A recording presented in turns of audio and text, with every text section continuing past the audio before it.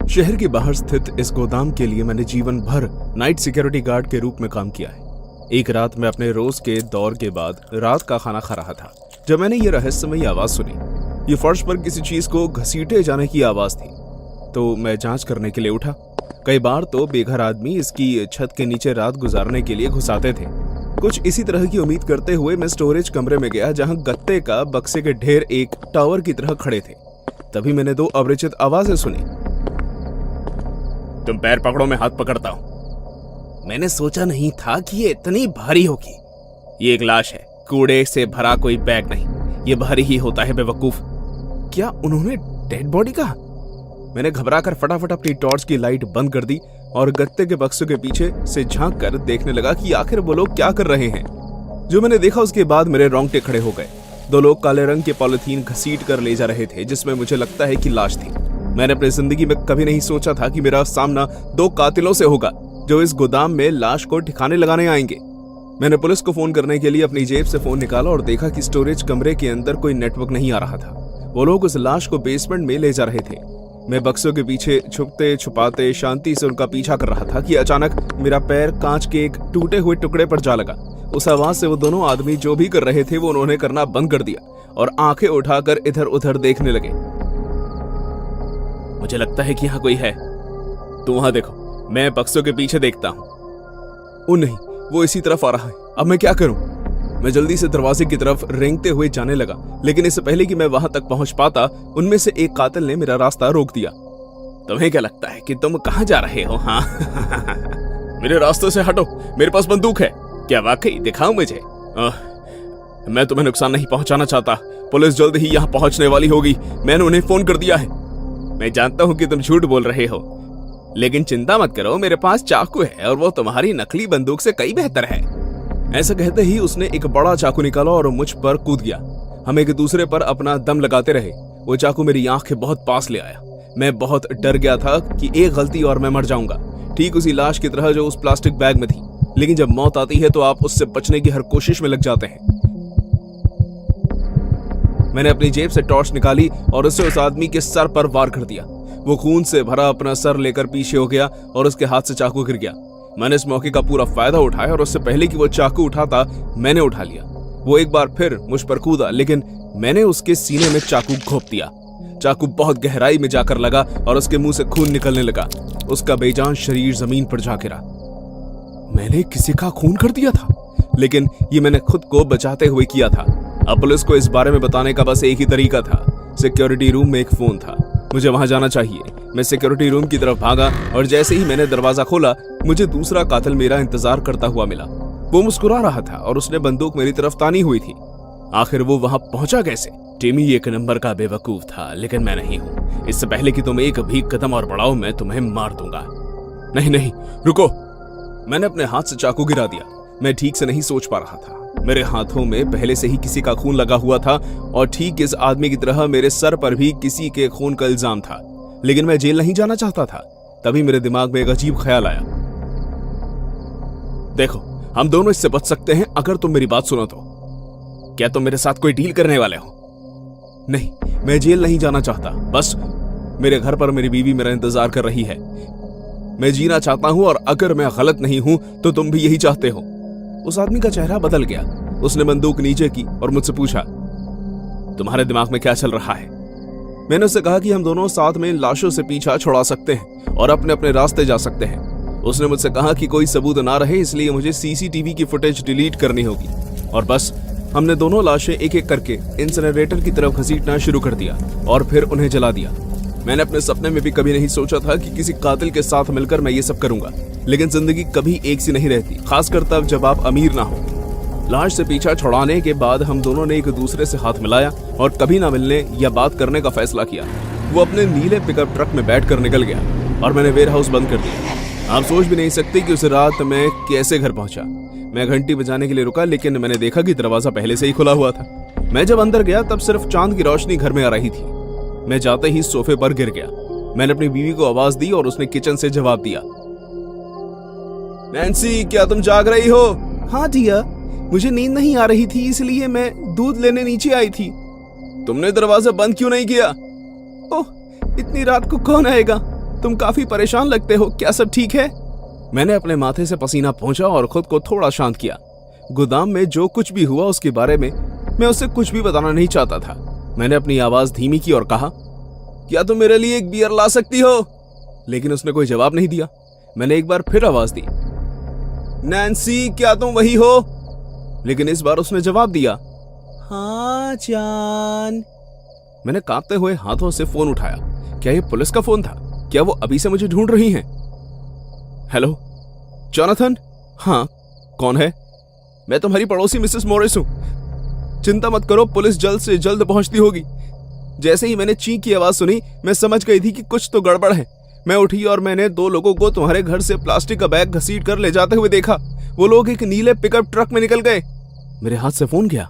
मैं अपने कांपते हुए शरीर से लड़खड़ाते हुए किचन की तरफ गया। मैंने लाइट जलाई। किचन में कोई नहीं था।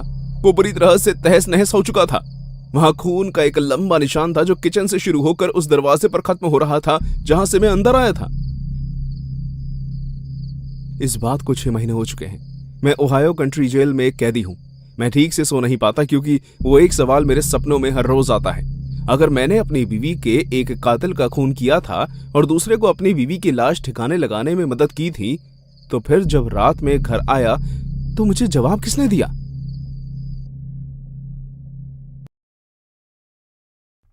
मेरा नाम थॉमस है और मैं आपको डराना नहीं चाहता, लेकिन मुझे लगता है कि मैं मरने वाला हूँ।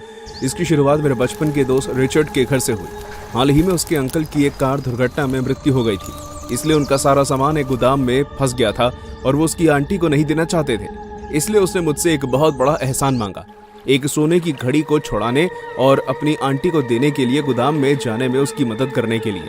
रिचर्ड की नेक इच्छा ने मुझे छुआ, लेकिन उनके अंकल को देखकर मुझे हमेशा शक होता था। जब भी मैं उसके घर जाता था तो मुझे बहुत सारे शैतानी चीजें या पंथ के सामान दिखाई देते थे, लेकिन वो मेरा सबसे अच्छा दोस्त था और मैं उसे मना नहीं कर सकता था। जब हम रात में पहुंचे तो हम सावधानी से गोदाम में घुसे, लेकिन सुरक्षा गार्ड ने हमें फौरन देख लिया और हमारा पीछा करना शुरू कर दिया।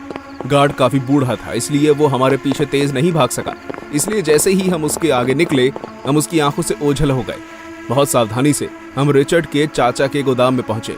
मैंने रिचर्ड से पूछा कि क्या वो चाबी लाया है, लेकिन इसके बजाय उसने एक ताला खोलने के औजार का इस्तेमाल किया और ताला खोल दिया। हे, तुमने तो कहा था कि तुम्हारी आंटी के पास चाबी है, तो तुमने इसका इस्तेमाल क्यों किया?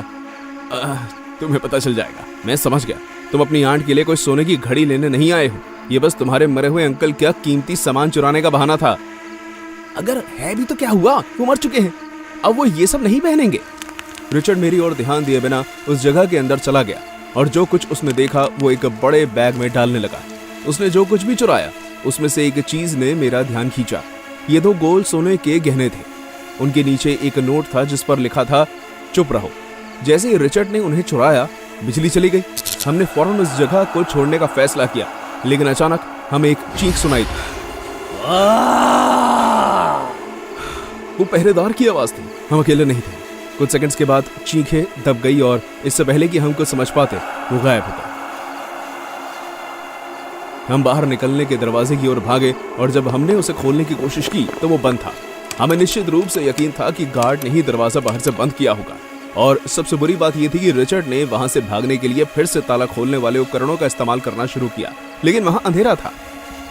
हम बचने के बारे में सोच ही रहे थे कि एक लाश उड़ती हुई हमारी ओर आई। ये गार्ड, बहुत जोर से उसका गला फाड़ा गया था। ये किसी आम आदमी का काम नहीं था। जहां लाश फेंकी गई थी वहां से हमारी तरफ कुछ चलता हुआ आया। ये 2 मीटर से अधिक लंबा एक ह्यूमनॉइड था। जैसे जैसे ये हमारे करीब आ रहा था, हमारी धड़कनें तेज हो रही थी। वो जानता था कि हम यहाँ हैं और वो हमें चोट पहुंचाना चाहता था। देखो रिचर्ड, उसकी आंखें नहीं हैं। उस नोट पर लिखा था, चुप रहो। हम यहाँ से बाहर कैसे निकले? चुप रहो, हमें उन गहनों को वापस रख देना चाहिए। हम दोनों धीरे धीरे रिचर्ड के अंकल के वेयरहाउस की तरफ बढ़ने लगे।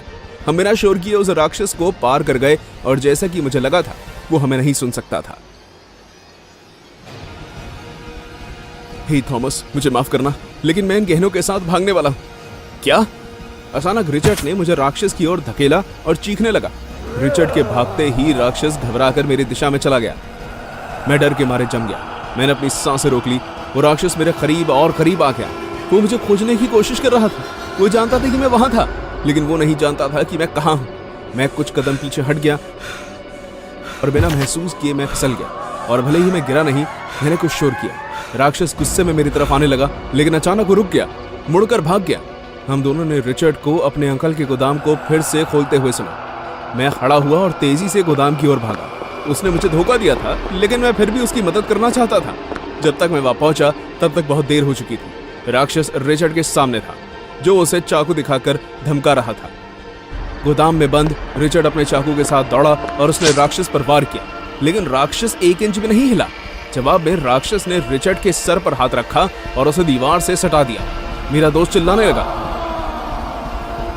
जबकि दूसरे हाथ से राक्षस उसके गले तक पहुंच गया और उसके गले को चीर डाला। रिचर्ड फिर दोबारा नहीं चिल्लाया। देखते ही देखते उसकी मौत हो गई। जैसे ही मैंने अपने दोस्त को जमीन पर गिरते हुए देखा, राक्षस ने जमीन पर पड़े 2 सोने के पत्थरों को देखा, उन्हें पकड़ लिया और अपने हाथों में रख लिया। पत्थर बेकाबू हो गए और अपने आप चलने लगे। उस पल मुझे एहसास हुआ कि ये सिर्फ गहने नहीं थे, ये राक्षस की आंखें थी। अजीब जीव पूरे कमरे में देखने लगा। मेरी आंखें पहले से ही अंधेरे के अनुकूल हो गई थी, इसलिए मैं पूरी तरह से देख सकता था कि कैसे उसकी भयानक सुनहरी आंखें चारों ओर घूम रही हैं, जब तक कि वो अपने अगले शिकार, जो कि मैं था, उस पर स्थिर नहीं हो जाती। राक्षस धीरे धीरे चलने लगा, लेकिन जब मैं दरवाजे की ओर भागा तो उसकी गति तेजी से बढ़ गई। जैसे ही मैं भागा, मुझे गार्ड की लाश मिली और मैंने उसकी चाबियां उठा ली। जब मैं बाहर निकलने के दरवाजे पर पहुंचा तो मैंने जल्दी से सभी चाबियों को आजमाया, लेकिन कोई भी नहीं लगी। और यही मेरी कहानी का अंत है। इस समय राक्षस बहुत करीब है। मेरे पास केवल 2 चाबियां बची हैं। निश्चित रूप से उनमें से एक सही है। यदि मैं गलत चाबी डाल दूं तो मुझे कोई संदेह नहीं है कि मैं मर जाऊंगा। मैंने एक गहरी सांस ली और 2 चाबियों में से एक को अंदर डाला और अपनी पूरी ताकत के साथ मैंने इसे खोलने की कोशिश की, ये प्रार्थना करते हुए कि मैंने सही चाबी चुनी है।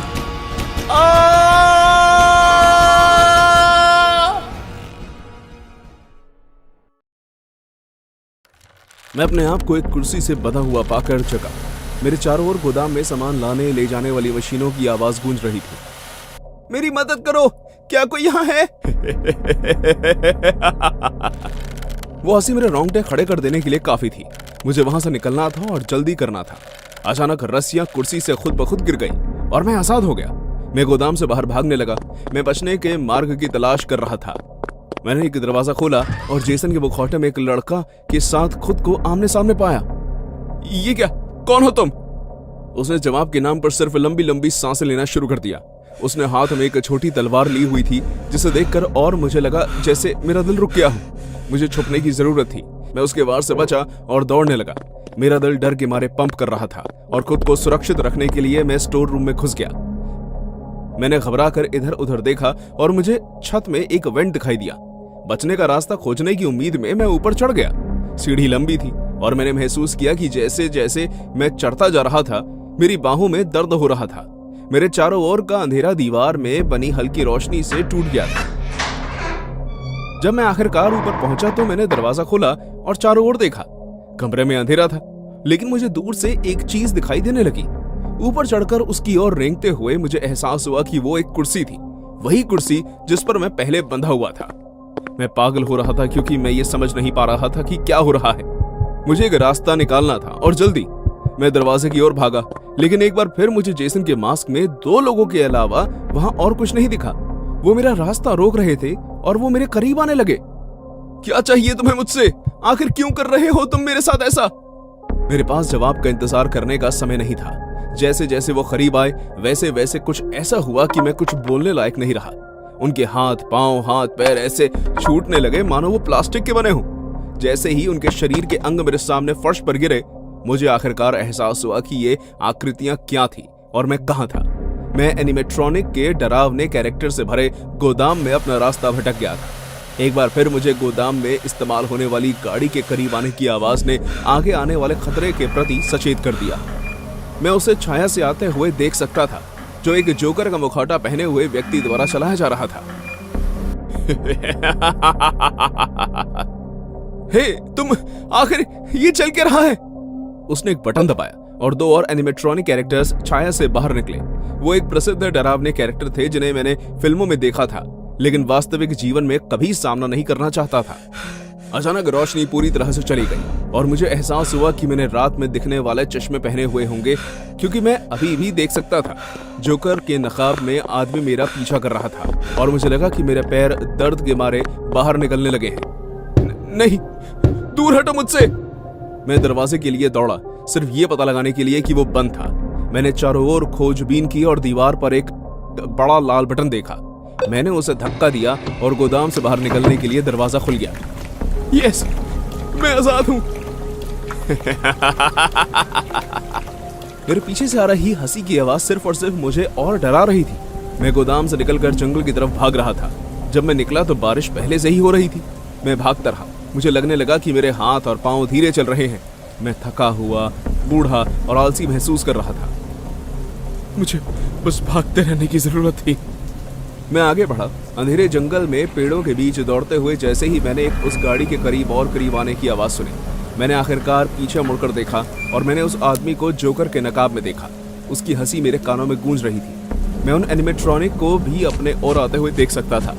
ये धातु के बने थे और जब वो मेरा पीछा कर रहे थे तो उनके अंगों में बारिश होने की वजह से जंग लगने लग गया था। मैं ये सुनिश्चित करने के लिए कई पेड़ों के बीच में भागने लगा कि वो आदमी अपनी गाड़ी में मेरा पीछा ना कर सके। मुझे कोई रास्ता निकालना था। अंत में मेरा पैर लड़खड़ाया और मैं खाली माइन शाफ्ट में जा गिरा।